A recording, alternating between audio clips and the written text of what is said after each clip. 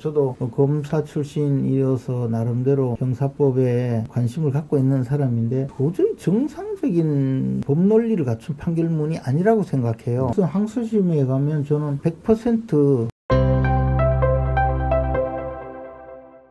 지금 이 김건희 특검법도 재표결을 앞두고 있지 않습니까? 예. 그래서 국민의힘이 단일 대오를 만들어야 되는데 그 틈을 또 민주당은 또 파고든다는 이야기도 있고, 그래서 지금 이 게시판 논란이 계속되면 국민의힘에 좋은 국면은 아니란 말입니다. 당연히 그렇죠. 거기다가 이제 민주당은 좀 부채질을 좀 많이 해서 불난집에 부채질을 자꾸 해서 불씨를 살리기 위해서 이렇게 하고 있는데, 당초에는 28일 날 본회의에서 처리한다고 하다가 또 그렇죠. 12월 10일로 그러니까 한 2주 늦췄죠. 그러면 그동안에 또 즐기겠다는 거죠. 그동안에 이제 이게 저 당이 좀 더 망가지기를 좀 기다리면서 어쨌든 저 그때 가서 표결을 하자라는 것인데, 뭐 그때 간들 달라질 가능성은 저는 없다고 봅니다. 근데 당이 이렇게 이런 정치 문제가 있으면 해결할 수 있는 것은 해결하고 해결할 수 없는 것은 서로 간에 좀 쿨다운 시키는 게 필요하거든요. 근데 이게 해결할 수 없는 문제인가요? 그렇진 않잖아요. 그래서 이제 그런 면에서 좀 우리 당이 슬기롭지 못하다라는 그런 안타까움이 있습니다. 거기에 최근에 보면 당 운영 과정에서도 여러 가지 좀 뭐 어려운 점이 많이 보이는데, 저는 사실 우리 당의 입장에서 처음 39살에 국회의원 시작해서 지금까지 우리 당에서 활동하고 있는데요. 요즘처럼 이렇게 삭막하게 일을 벌이는 건 처음 봐요. 한 20년 넘었습니다. 21년이 됐는데. 넘었습니다. 네. 아유, 참. 처음 봐요. 예. 그럼 조금 이제 화제를 바꿔보겠습니다. 지금 이제 어쨌든 어떻게 보면 여당으로서는 그 좋은 국면을 활용을 못한다는 이야기도 많은데, 말도 안 되는 표결이 지금 판결이 나왔지 않습니까? 그렇죠. 지금 이재명 무죄 판결이 나왔는데, 위중교사 무죄 판결이 나왔는데, 여권 차원의 대응은 지금 어떻게 되고 있습니까? 이게 사실 어차피 판결이기 때문에 판결은 결국 형사재판에서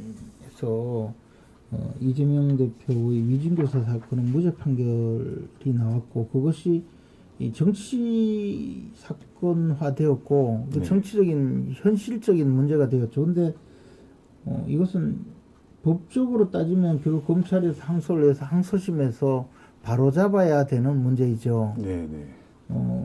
근데 우선 판결문 쭉 내용을 저도 읽어보고, 저도 검사 출신이어서 나름대로 형사법에 관심을 갖고 있는 사람인데 도저히 정상적인 법 논리를 갖춘 판결문이 아니라고 생각해요. 그래서 이것은 항소심에 가면 저는 100% 다시 뒤집혀서 유죄 판결이 선고되고, 오히려 1심 판결에서 유죄 판결이 된 것보다 민주당에게는 더 큰 타격이 될 수 있지 않을까 생각합니다. 더 큰 타격이 될 수 있다. 그래서 법 논리와 경험칙과 논리칙 그리고 법 이론 모두를 벗어난 판결이고, 오로지 이재명 대표에게 무죄 판결을 선고하기 위해서 모든 그렇게 동원할 수 있는 모든 논리를 전부 동원했는데, 결국은 그 내용 면에서 문제가 있기 때문에 저는 뭐 항소심에서 뒤집힐 거라고 봅니다. 그리고 이 문제에 대해서 그렇다고 정치권에서 판사를 탄핵할 수도 없는 일이고, 또 법원의 판결에 불복하면 항소심으로 가라는 뭐 그런 이야기만 들을 밖에 없죠. 근데 그렇기 때문에 이런 판사도 있기 때문에 3심제, 1심, 2심, 3심으로 그 결론을 내게 한 것이니까, 검찰에서 항소해서 항소심 재판에서 다투게 되면 그것은 거기에 맡겨놓고, 우리는 또 우리가 제기할 수 있는 여러 가지 문제점, 또 하나는 이재명 대표가 지금 국회에서 벌이고 있는 이 활극을 막아내는 일, 거기에 집중해야 되리라고 생각합니다.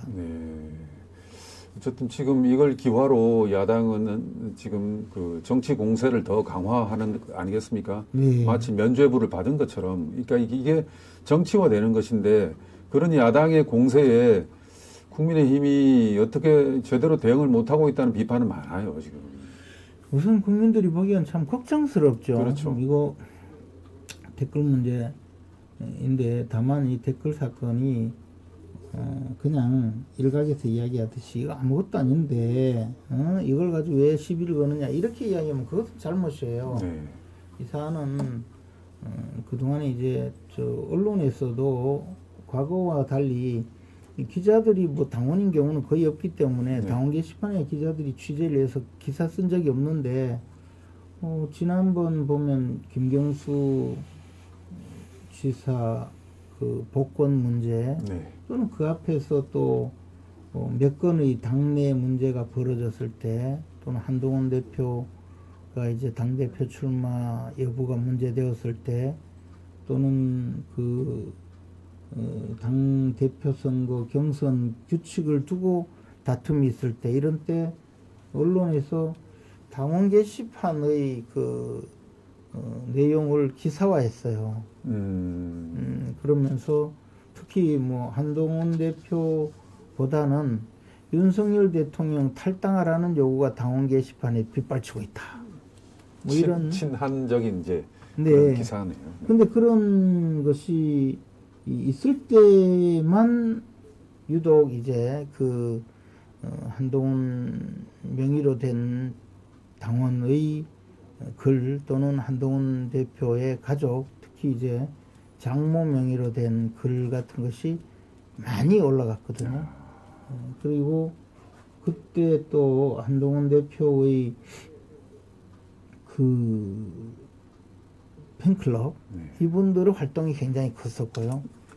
그러니까 이제 하루에 뭐 2건 3건밖에 안 되는데 무슨 저 여론 조작이냐 이렇게 이야기하면 네. 이걸 막 그분들이 주장하는 거를 이 대응하면 정말 좀 유치할 정도로 이제 그런 이야기를 자꾸 하게 되는데 이런 내용이 있기 때문에 문제를 삼는 거거든요. 근데 어찌됐든 이 문제는 그렇다 하더라도 우리가 당내에 조금 불편한 문제는 조금 그 쉬쉬하면서 넘어갈 필요도 있어요. 정치 문제이기 때문에.